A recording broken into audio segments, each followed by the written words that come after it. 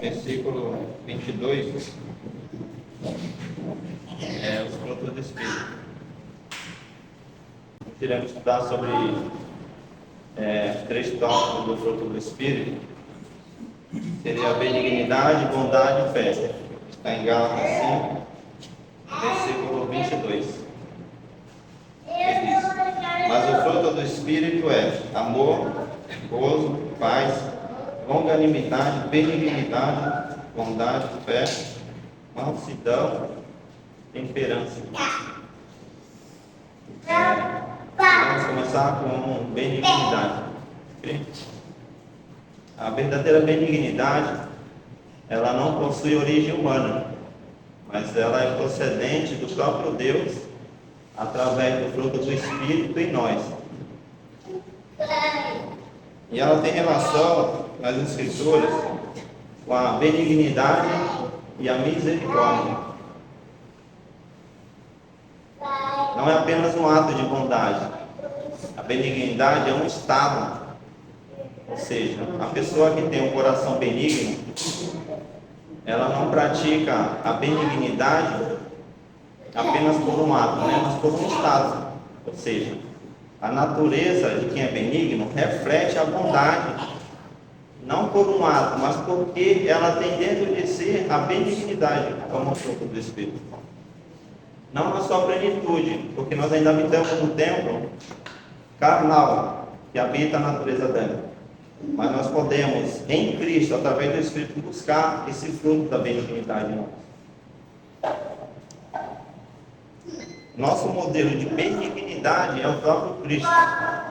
Ele é o nosso modelo perfeito de benignidade. Em Lucas 6,35,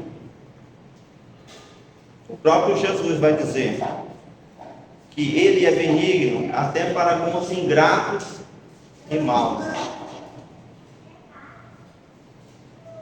Ou seja, a benignidade de Cristo não depende da nossa fidelidade para com Ele. A benignidade de Cristo também não depende da nossa gratidão para com Ele. Ainda que o ser humano seja ingrato, infiel, ele continua sendo fiel, porque ele é benigno. Não conosco somente, porque ele é fiel às Escrituras. Deus é fiel às Escrituras. Então a benignidade, ela faz parte do caráter de Deus, faz parte de quem Ele é, da sua natureza. Por isso, todas as vezes que Jesus pratica o amor, ou o fruto da benignidade, é realmente quem Ele é por dentro. Ou seja, a pessoa só pode dar ou externar aquilo que ela é por dentro. Então, por isso que a Bíblia vai dizer que a boca fala do que o coração está cheio. Porque só podemos dar o que realmente nós temos. Podemos dizer também que nós somos salvos pela benignidade de Deus ao nos dar o seu próprio Filho.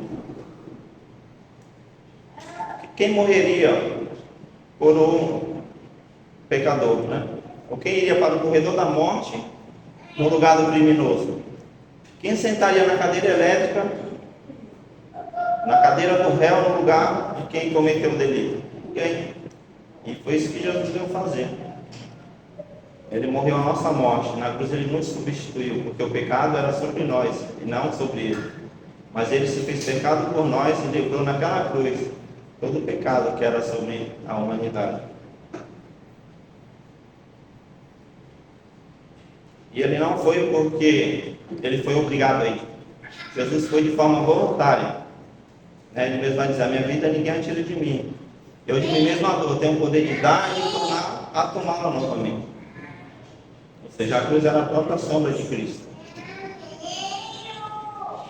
E ele fala: eu tomei-a de volta, embora a morte retesse na terra por 3 dias, mas ela teve que regurgitá-lo ao terceiro dia, porque não era possível ser detido por ela, como disse Tiago. Ou seja, nós observamos que Judas o traiu, Então podemos dizer que Judas também tem uma parcela de culpa.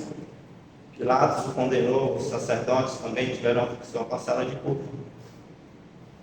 Mas assim, Jesus ele não foi um assassinato, ele foi sacrificado.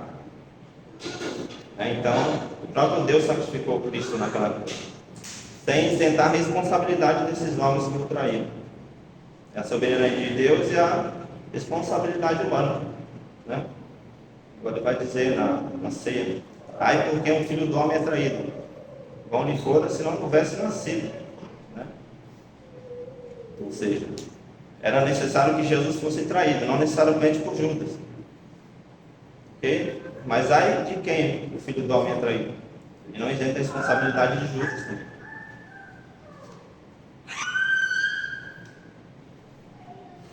A benignidade também podemos dizer que ela faz parte dos atributos de Deus, né? Porque o próprio Deus é benigno, permite que as suas criaturas também pratiquem a benignidade.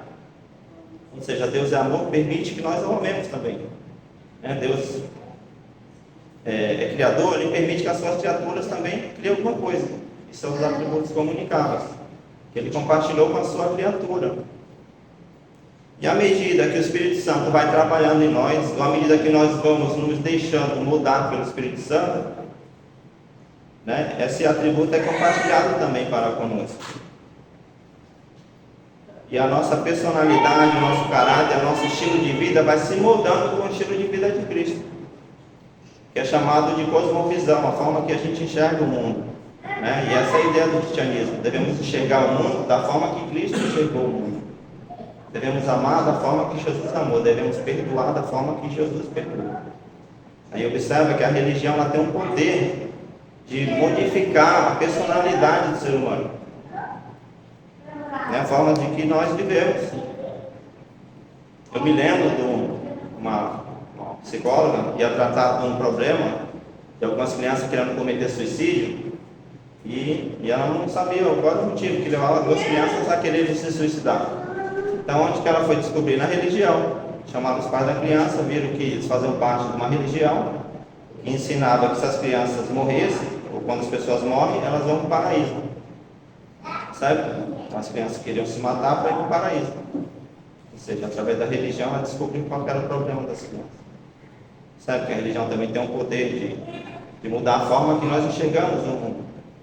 E o cristianismo é a mesma coisa. As escrituras elas têm que nos moldar a forma que nós nos relacionamos com o mundo, com o outro, com o próprio Deus também.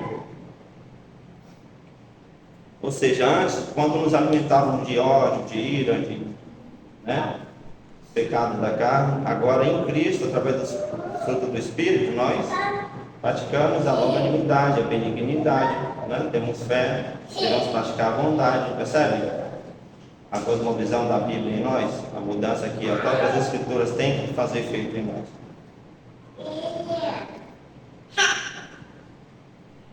A benignidade é uma qualidade que caracteriza o povo de Deus, como diz Miqueias 6:8. O profeta Miqueias escreveu que uma das coisas que o Senhor exige do seu povo é que ame a benignidade. E como nós devemos amar a benignidade? Praticando. Tem outra forma de você ser benigno, a não ser você praticar a benignidade.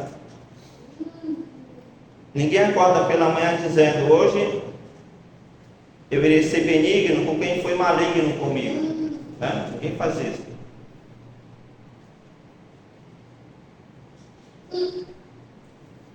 Ninguém acorda dizendo: ele irei liberar perdão para aqueles que foram maldizentes comigo, né? Por quê? Porque isso deve ser trabalhado em nós, porque não faz parte da nossa natureza. Você amar o seu inimigo, você orar por os que perseguem. Por isso que é necessário a gente buscar em Deus esse exercício, né? Para que a nossa natureza, o nosso caráter venha se moldar ao caráter de Cristo. E um bom exercício para que isso aconteça é orar por aquele que você não gosta, né? O próprio Jesus ensina: orar por vossos inimigos, bendizer os que vos maldizem, fazer bem àqueles que vos fazem mal, orar por aqueles que vos perseguem. Esse é o melhor exercício. Vai lembrar de uma das aulas, os amigos do pastor André esteve presente, ele disse que ele sentia ira quando via o Lula na TV. Sentia ira, ele não gostava. E aí Deus falou para ele orar pelo Lula. Ele começou a orar, ele funcionou. Aí ele liberou, né, aquela agonia que ele tinha, aquela angústia. Já não era um peso, mas foi uma libertação. Aí eu pratiquei e realmente funciona.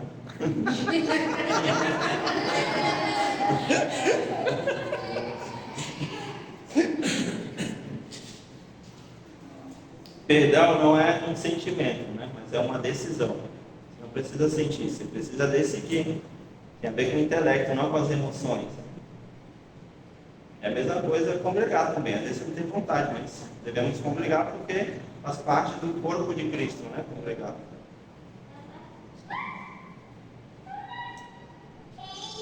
Viver esse fruto não é fácil.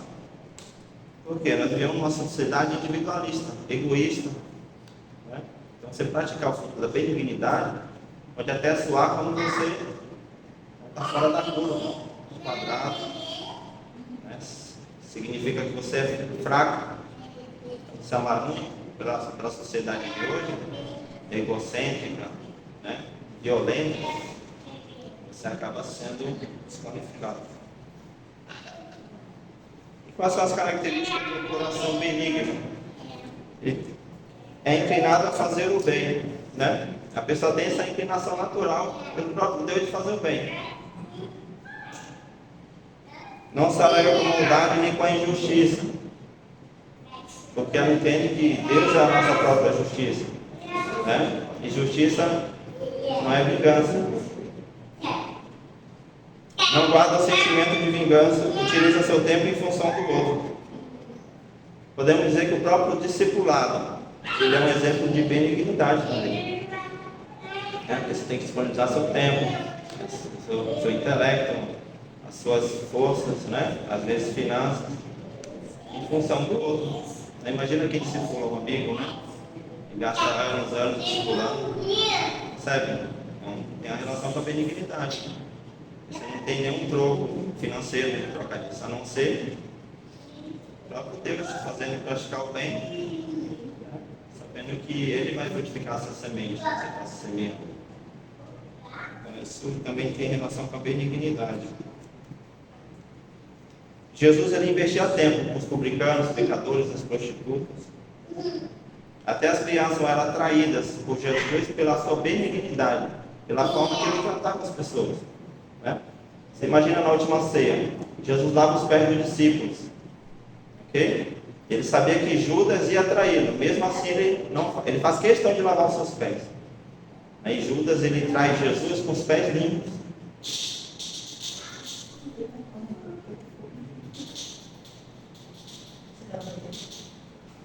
A igreja em nome de Jesus.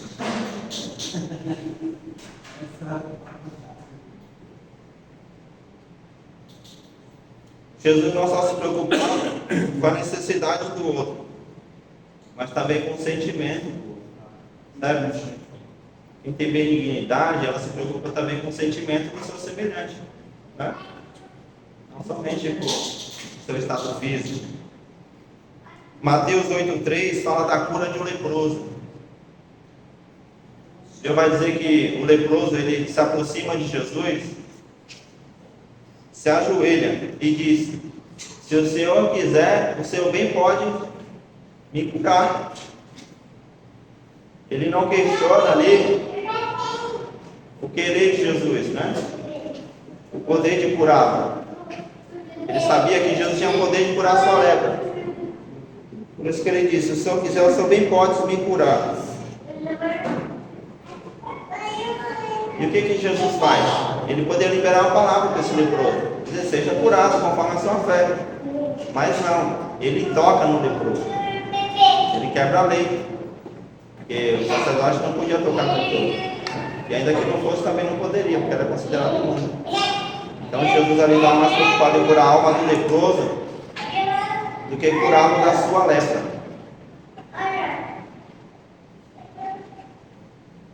Esse homem estava quantos anos, né, sem ser tocado, sem sentir um abraço, sem sentir um afeto, né? E Jesus, ele faz questão de tocá-lo para curar a alma do leproso, além da sua lepra.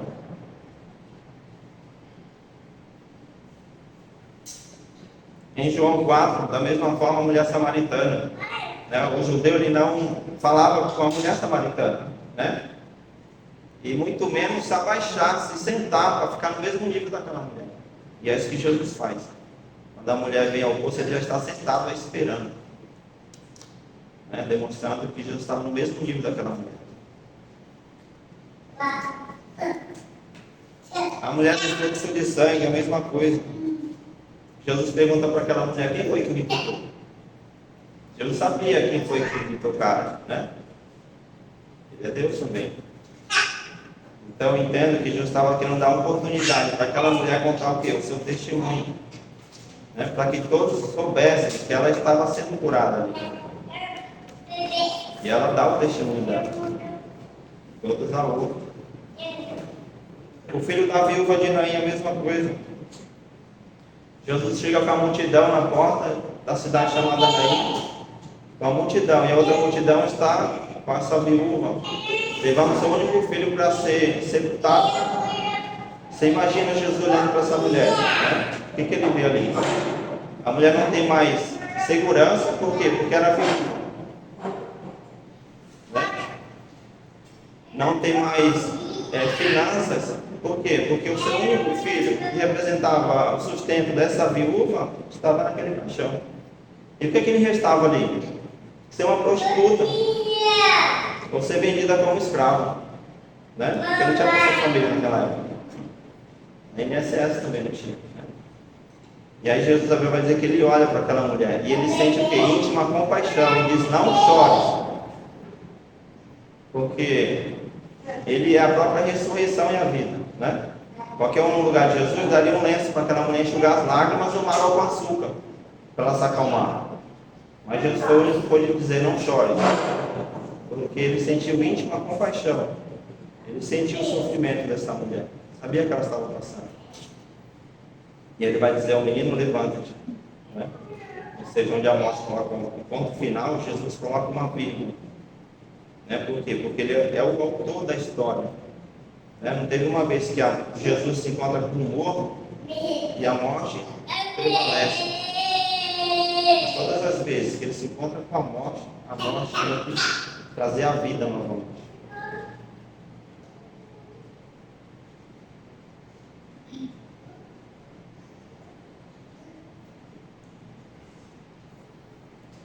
E toda aquela multidão, depois desse milagre, ele vai dizer que eles clamavam a Deus, dizendo: o grande profeta se levantou entre nós e Deus visitou o seu povo.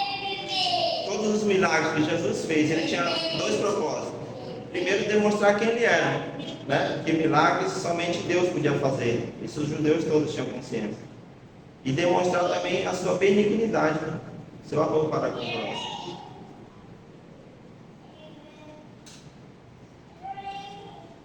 Em Colossenses 3,12, a Bíblia nos orienta a revestir da benignidade. Diz assim: revestir-vos, pois, como eleitos de Deus, santos e amados, de benignidade e humildade.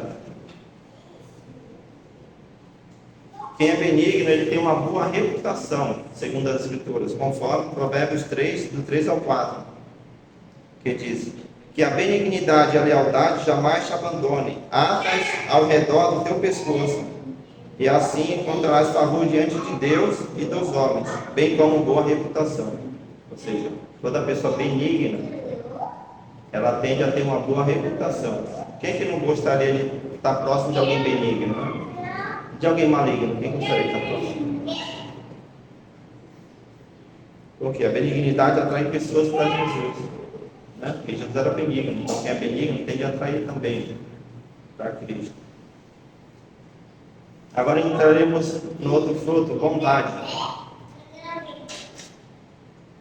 Mateus 19,16 fala do jovem rico, que ele chega a Cristo e diz: Senhor, bom mestre, como poderei herdar a vida eterna? E aí Jesus vai dizer: por que me chamas bom? Não há bom senão um que é Deus. Ou seja, somente Deus, ele é a nossa referência de bondade, né? Toda bondade que nós praticamos ou externamos é por misericórdia de Deus, porque a nossa natureza ela é má desde a nossa meninice. Qual a diferença entre benignidade e bondade? é que a benignidade tem relação com a natureza, né? A bondade com aquilo que nós praticamos, nós externamos, né? Como um ato de bondade. Ou seja, a benignidade está relacionada com o caráter do indivíduo, enquanto a bondade consiste nas atitudes do indivíduo. A pessoa pode ser bondosa e não ser benigna, né? Porque a bondade pode ser, não ser da sua natureza, pode ser por uma troca, né? Por um favor, por demonstrar alguma coisa que ela não é inteiramente, né? Mas se ela for derivada do fruto do Espírito, então ela é relacionada à benignidade. Então a pessoa que pratica a bondade como benignidade, né? Ela externa que ela é em Cristo. Mas as pessoas também podem praticar a bondade sem ser pelo Espírito, né? Mas sim por interesse, como fruto da carne mesmo. Agora entraremos no outro tópico, fé.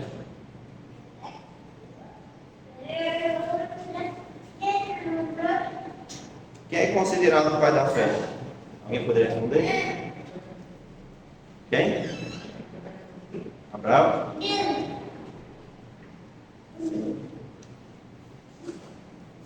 Abraão foi considerado o pai da fé porque ele foi o primeiro a crer. Em Gênesis 12, Deus disse a Abraão: sai da tua terra, né, do meio da sua parentela, da casa do seu pai, para uma terra que eu te mostrarei.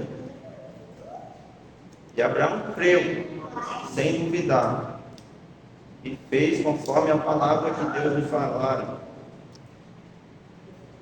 Em Hebreus 11:8 diz assim: pela fé Abraão, sendo chamado, obedeceu, indo para um lugar que havia de receber por herança. Ele saiu sem saber para onde ia. Ele nem sabia para onde ia, mas através da palavra ele obedeceu. Percebe aqui? De onde que vem a fé? Palavra. Então a palavra transmite fé para aquele que ouve. Quando Deus lhe prometeu um filho, ele não duvidou, conforme Gênesis 15:6. Ele creu no Senhor. Quando Deus promete a ele um filho, ele creu. E a Bíblia vai dizer que isso lhe foi imputado como justiça. Ou seja, a justiça em Cristo foi imputada a Abraão, porque ele creu. E Deus ia dar a ele um filho, e através desse filho fazer dele uma grande nação. Paulo vai dizer que Abraão creu contra a esperança. Romanos 4:18-22. Por que ele creu contra a esperança? Porque ele era quase de 100 anos, né? Sara, 91, seu corpo amortecido, não poderia de forma nenhuma gerar filhos. Mas ele creu contra a medicina, né? Por quê? Porque ele creu na palavra de Deus, e não naquilo que ele viu. Esse é o sentido da fé. Crer em Deus, ainda que você não veja.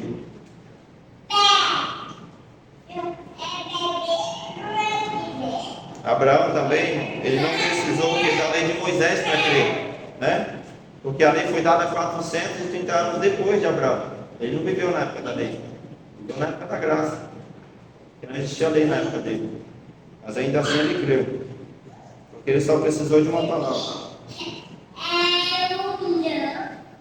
E Abraão não somente creu na promessa, mas ele teve a oportunidade, né, de ver a prefigura de Cristo através do Cordeiro, né? Ele não só creu, ele viu o próprio Cristo na figura do Cordeiro. Quando Deus dá a ele o filho, e pede o filho em sacrifício, né? E aí o próprio Deus, ele traz o que? Ele mostra atrás dos arbustos o Cordeiro. Em vez de ele sacrificar Isaac, ele sacrifica o Cordeiro no lugar de Isaac. E o próprio Jesus vai dizer que Abraão, em João 8,56, Abraão exultou por ver o meu dia. Ele viu e se alegrou.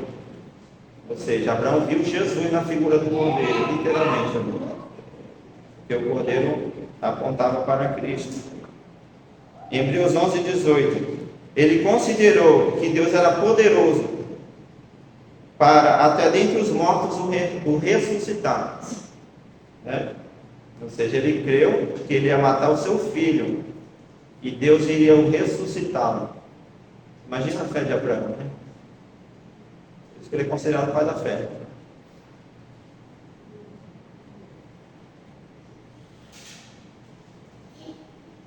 Observa, Jesus não tinha vindo ainda, né, Abraão, né?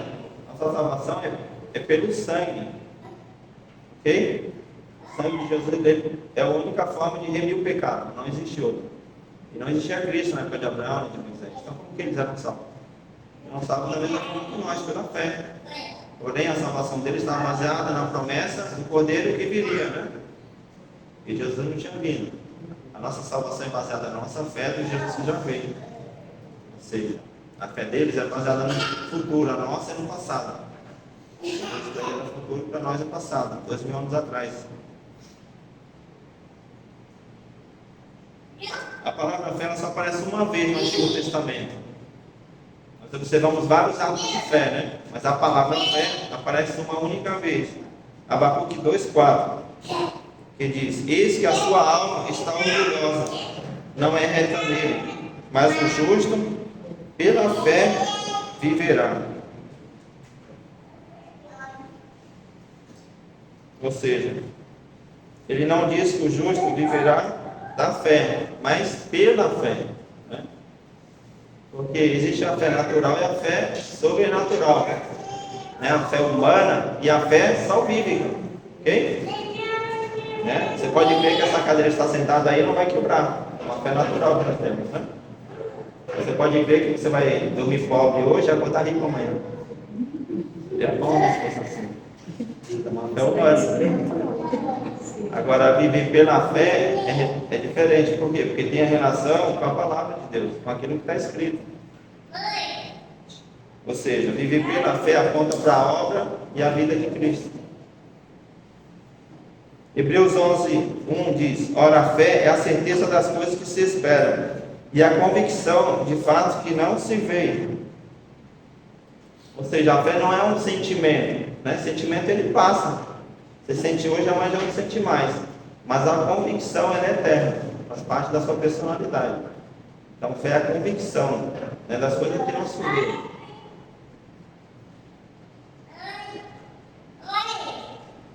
Mas como poderemos ter certeza e convicção de algo que não podemos ver e nem tocar, né? A gente não pode ver nem tocar Cristo fisicamente, percebe? A gente pode ter fé, é algo que a gente não visualiza, né? Jesus não apareceu ressurreto aqui para dentro de nós por causa das Escrituras, né? Porque as Escrituras são a nossa base de fé. Por causa dela que nós temos fé. Quem teve que ver Jesus ressurreto e tocá-lo foram os apóstolos. Por quê? Porque eles viveram na época dele, né? Então eles tiveram essa oportunidade, não nós. Olha o que está escrito lá em 1 João 1, versículo 1 e versículo 3. O que era desde o princípio. O que era desde o princípio. Aqui está se referindo a Gênesis 1. Né? Jesus ele é atemporal, antes do tempo. Ele é antes do princípio, porque não existe princípio para ele. Ele é eterno. O que ouvimos, ou seja, os apóstolos, eles apenas ouviram falar sobre Deus, né? Sabia que Jesus ia vir, então eles aguardavam o Messias. Então, o que ouvimos. Aí depois ele diz: o que vimos com os nossos olhos. Eles tiveram a oportunidade de ver Jesus, que eles aguardavam fisicamente, porque Jesus viu na época deles. Olha o que ele diz: o que temos contemplado, e as nossas mãos tocaram a palavra da vida. Jesus, ele é a própria palavra encarnada, né? É o verbo que se fez carne. Então, todo o aio, como fala, todo o Velho Testamento apontava para Cristo, né? A palavra que Deus dá a Moisés, aquela palavra, aquela voz que ressoava nos ouvidos de Moisés, era o próprio Cristo falando. Era o próprio verbo, a própria voz que fez carne. Aí ele diz: o que vimos e ouvimos, isso anunciamos, né? Então, quem tiveram que ver foram eles, não nós.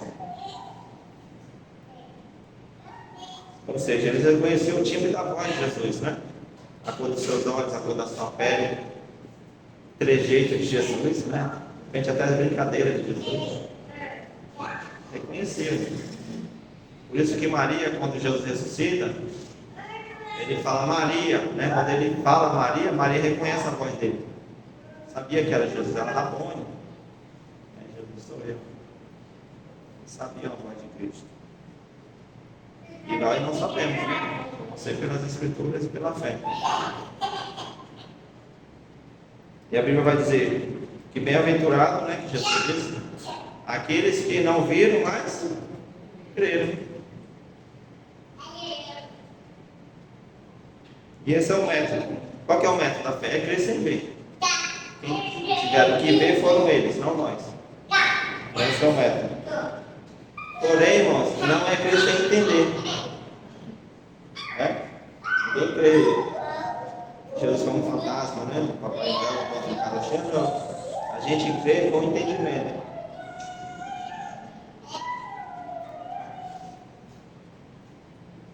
Observa que em João 20, 17, Jesus ele aparece primeiro a Maria Madalena, né?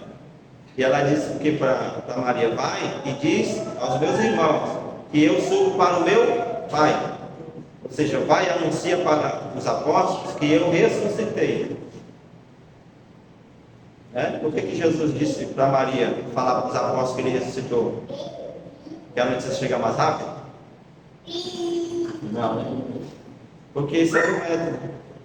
Eles queriam que os apóstolos crescem na palavra de Maria. Ele havia ressuscitado. Porque os apóstolos depois iam pregar que Jesus ressuscitou com base na palavra deles. E até hoje é assim. Jesus precisa ficar aparecendo ressurreto para que as pessoas creem nele. Porque o método é a gente crer na palavra desses homens que viram.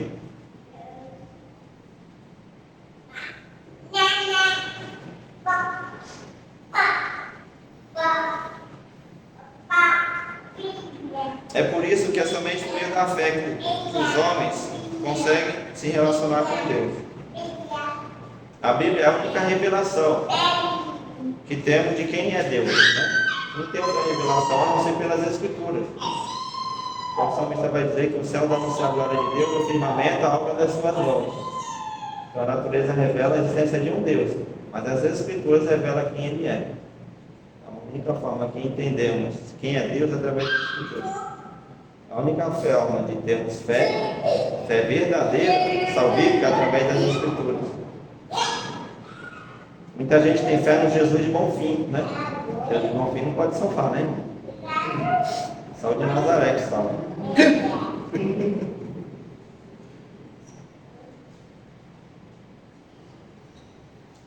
E nós só conhecemos Deus também somente pelo que Deus se permitiu ser revelado. Nós só conhecemos Ele por aquilo que Ele se permitiu ser revelado. O próprio João vai dizer que muitas coisas que Jesus fez não está revelado. Teve livros que dessem conta. Então tudo que nós deveríamos saber está nas Escrituras. Sua vontade, quem Ele é, quem nós somos. Ou seja, o ser humano ele só pode se conhecer como ser humano quando entende quem é Deus, que é o Criador. Então, se você não conhece quem é o Criador, nunca iremos reconhecer como nós somos realmente. Primeiro, Ele nos dá evidência nas Escrituras de quem Ele é. Depois, Ele pede que nós tenhamos fé nele. Sabe? A nossa fé não é uma fé cega, né? É uma fé com evidência. Temos evidências básicas para a nossa fé. Ou seja, primeiro nós entendemos quem Ele é, depois nós cremos nele. Não é um pulo no escuro, não é uma fé cega. A fé cega ela tem relação com o fideísmo. É uma palavra chamada fideísmo, que é crer sem entender. Ou seja, é crer porque os outros creem. O cristianismo é diferente, né? Você crê com entendimento, não é porque os outros falam que você vai fazer. Você crê da forma que está escrito. Ou seja, o fideísmo é você crer sem evidências. A nossa evidência de fé é pautada nas Escrituras.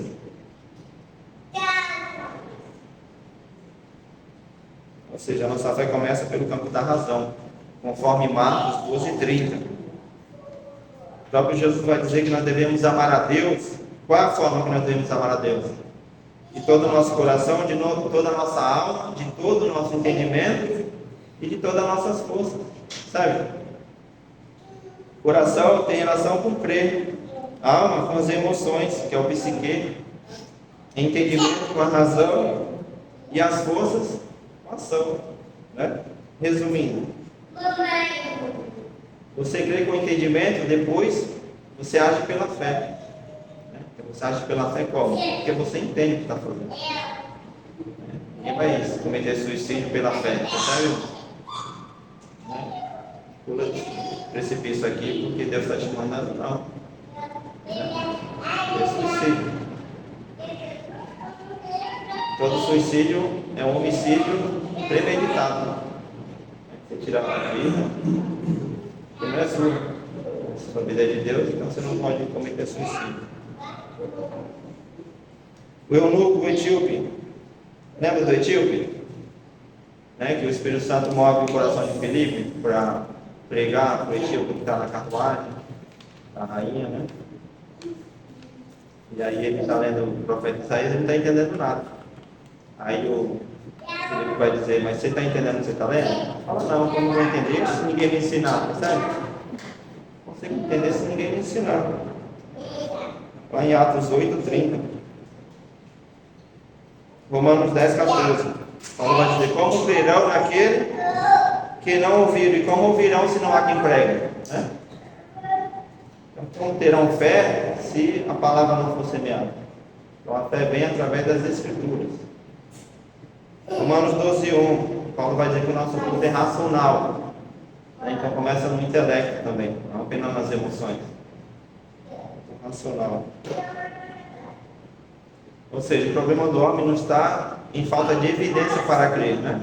Mas o coração disposto a crer. Porque quem não crê, ou não quer decidir não crer, nenhuma palavra, né, é suficiente para quem não quer crer. Mas o coração disposto a crer, uma palavra basta, né? A pessoa olha com um capim ou um pássaro voando, ela já entende que existe um Deus, né? Agora, quem não decide crer, você pode pregar a noite toda e não surtir resultado nenhum. Se o método para se relacionarmos com Deus, que não vemos, é a fé, então qual era o método dos apóstolos que viram? Né? Nós nos relacionamos com Deus pela fé, né? Porque não vimos. E qual era o método dos apóstolos que estavam diante dele que viram? É a fé. É a mesma coisa. Você imagina os apóstolos, eles tinham que crer que Jesus, né, o filho de José e de Maria, ele era o próprio Deus. Você imagina a fé desses homens, né?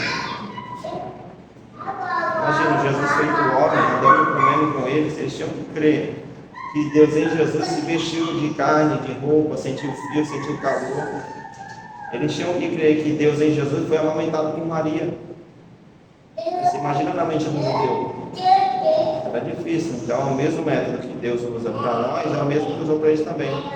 Eles tinham que ter fé que Jesus era o próprio Deus encarnado, que iria tirar o pecado da humanidade. Você imagina um Deus que cria a terra, não só cria, mas anda por ela, né? Ou seja, o próprio Jesus, criador do universo.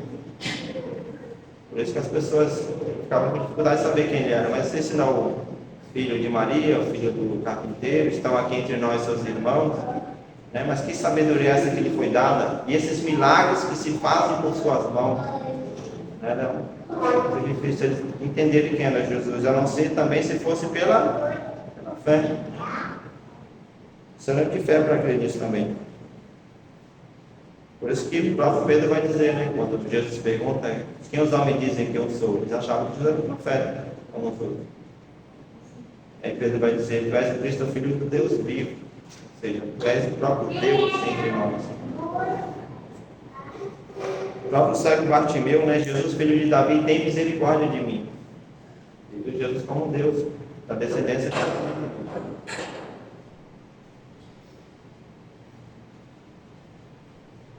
E esse é o motivo da nossa fé, né? Quando o cristão ora a Deus, ele às vezes não sente Deus, né? Mas ele tem a certeza que Deus está ouvindo ele, né? Ele não sabe se Deus irá respondê-lo, mas ele tem convicção que Deus está lhe ouvindo. A pessoa, quando senta diante do psicólogo, ela se sente confortável, né? Ter alguém ouvindo e dá uma direção. Está a mesma coisa, ele ora, ele sabe que Deus está ouvindo e vai dar uma resposta de paz também. Agora, de onde vem a fé? De onde a fé vem? Efésios 2:8. Porque pela graça sois salvos mediante a fé. Isso não vem de vós, é dom de Deus, não por obras, para que ninguém se glorie. Ou seja, então nem a salvação, nem a fé, ela é produzida ou vem de nós mesmos, né? Ela é um dom de Deus para nós. Ou seja, nós precisamos de fé para ser salvo, né? A salvação é 100% de Deus, é um ato de Deus para conosco. Ou seja, até a fé que nós precisamos para ser salvo é um dom de Deus. Ela não é produzida de nós. Pedro vai dizer ao coxo na porta do templo Formosa, em Atos 3,16. Quando o coxo chega no templo, né, está ali, o coxo de nascença, imagina, todos conheciam, né? E aí chega Pedro e João para o culto, e ele pede uma esmola, e eles falam, mas não tenho prata nem ouro, mas eu tenho de dor, levanta e anda, né? Em nome de Jesus o Nazareno. E ele levanta e vai para o templo. E aí todos ficam abismados, espantados, porque viram o coxo de nascença agora andando, glorificando a Deus dentro do templo, né? E aí o que Pedro vai dizer? Ele levanta-se e fala assim: por que vocês estão atônitos, né? Porque esse homem está curado. Não foi por nossa causa, né? Mas o Jesus que vocês crucificaram, né? Foi pela fé nele, ó, pela fé nele, e ele que fez este homem que vocês veem agora gozar de perfeita saúde, né? Ou seja, a fé que vem por meio de Jesus deu a este, na presença de todos vós, esta perfeita saúde. Então a fé, percebe? A fé vem de onde? Jesus, é isso que ele está dizendo. Lucas 17:4. Jesus ali fala: se teu irmão pecar 7 vezes contra você, quantas vezes você deve perdoá-lo? 7 vezes, né? Ou seja, ele está dizendo que o perdão tem que ser ilimitado, não importa quantas vezes. Aí os apóstolos dizem: mas Senhor, né, aumenta a nossa fé. Imagina, Pedro já tem muitos inimigos ali também, né? E aumenta a nossa fé, porque não é fácil perdoar 7 vezes por dia, né? Ou seja, da forma que Deus te perdoa, você deve perdoar também. É isso que está querendo dizer. Não importa quantas vezes. Tem que ser algo no coração, né? Algo da benignidade mesmo. Tem que ser algo natural. Lucas 17:4.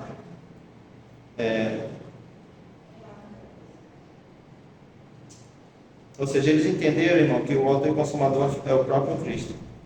O que mantém a nossa fé de pé? Romanos 10:17. A fé vem pelo ouvir, ouvir pela palavra de Deus.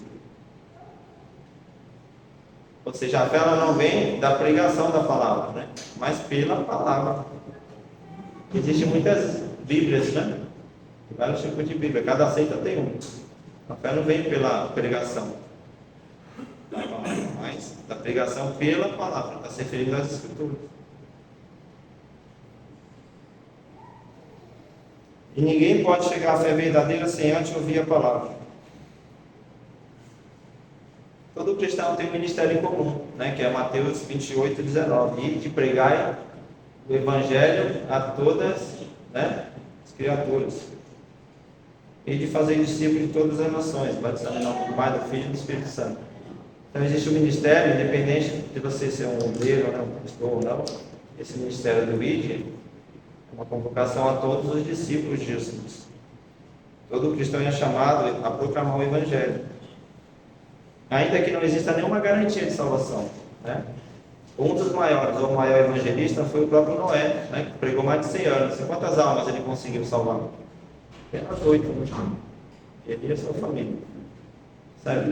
Então, a pregação não é nenhuma garantia de salvação, mas é a única forma de você produzir fé no coração das pessoas. A nossa função é proclamar, não é salvar. Você proclama e Deus salva. Você semeia e Jesus rega a semente, né? De repente outra pessoa vai colher esse fruto que você semeou. Ou seja, nosso dever é apresentar oportunidade para que eles sejam salvos através da fé. É pela fé que nós sabemos que nós somos salvos também, né? Qual a segurança, irmão, que nós somos salvos? É a fé. Romanos 8,16. O Espírito Santo testifica em nosso espírito que nós somos filhos de Deus. Sabe? Somente pela fé nós entendemos que somos filhos de Deus. Ou seja, sem fé não existe adoção, né? Ninguém é filho se não tiver fé. Porque é pela fé que Deus se relaciona com o seu Espírito, através do nosso Espírito, nos faz entender que nós somos filhos dele. Tem outra forma de nós entendermos, né? Ninguém morre e volta para dizer que foi salvo. Sabe? Essa é uma ideia, né, dos incrédulos, né? Mas como eu vou ser salvo se eu ainda não morri? Ninguém voltou para contar? Né? Mas Jesus fala que ainda que volte, também não acreditaria. Para o rico Lázaro, né? Não adiantaria, porque se não crê nos vivos, vão acreditar alguém que ressuscitou.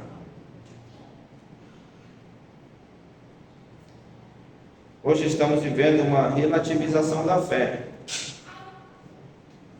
A fé é relacionada com as conquistas e realizações.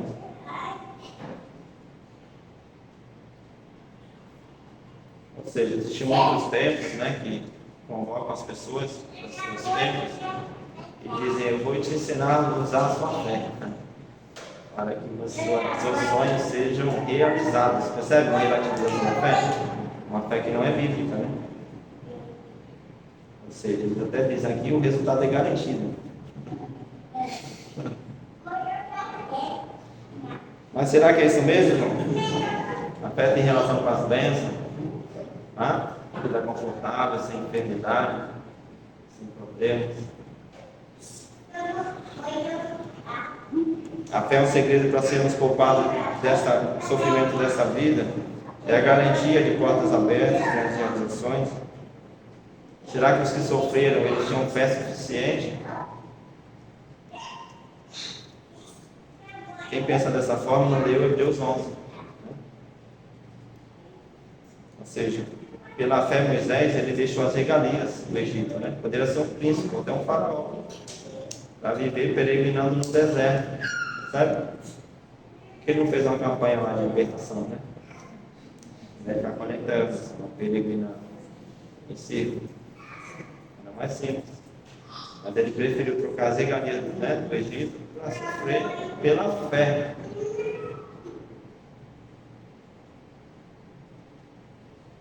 Pela fé, alguns foram torturados. Hebreus 11:35. Não aceitando seus livramentos para alcançar uma melhor ressurreição. Ou seja, alguém morreria por uma mentira? Não. Morreria porque viu, por uma evidência. Eles entendiam que existia uma melhor ressurreição. Pela fé, foram torturados. Observa, o próprio Elias foi perseguido por Jezabel pela fé, né? Ter feito uma sessão de descarrego ali. Irmão, outros experimentaram escárnios, açoite e até cadeias e prisões. Imagina Paulo como espinho, né? Será que ele não tinha fé para sofrer tanto? Ele tinha sua vida como esterco, como escória, né, nesse mundo. 40 chibatadas, vários naufrágios, açoite, teve como morto, foi apedrejado. Por quê? Pela fé. Foram apedrejados, 37, foram apedrejados, serrados, mortos, a fio da espada. Imagina Estevão sendo apedrejado, né? Pela fé. Morreu pela fé. Serrados aqui, a tradição diz que Isaías foi serrado no meio. Né? Pela fé. 39. E todos estes, tendo tido testemunho pela fé, não alcançaram a promessa. Pensou? Morreram todos pela fé e não alcançaram a promessa. Promessa aqui, provavelmente, a vinda de Cristo, né? E não viveram na época. Mas esperaram também a vida de Cristo. Imagina, o próprio Moisés também, né? Peregrinou tanto e não conseguiu entrar na terra prometida, sério. Então essa ideia que nós temos, né, que o cristão, as promessas irão se cumprir, isso não é bíblico, né? Só irão se cumprir as profecias que estão escritas. Se não forem, não vão se cumprir. Imagina, eles morreram sem ter visto a promessa se cumprir. Será que essas pessoas não serviram a Deus verdadeiro? E não tiveram fé suficiente? Porque sofreram tanto? Ou eles tiveram uma fé suficiente e por isso sofreram? Né? Ou seja, a fé ela pode estar também ser a causadora dos seus maiores problemas e dilemas. Mas fique firme até o fim, amém? A perseguição ainda nem começou.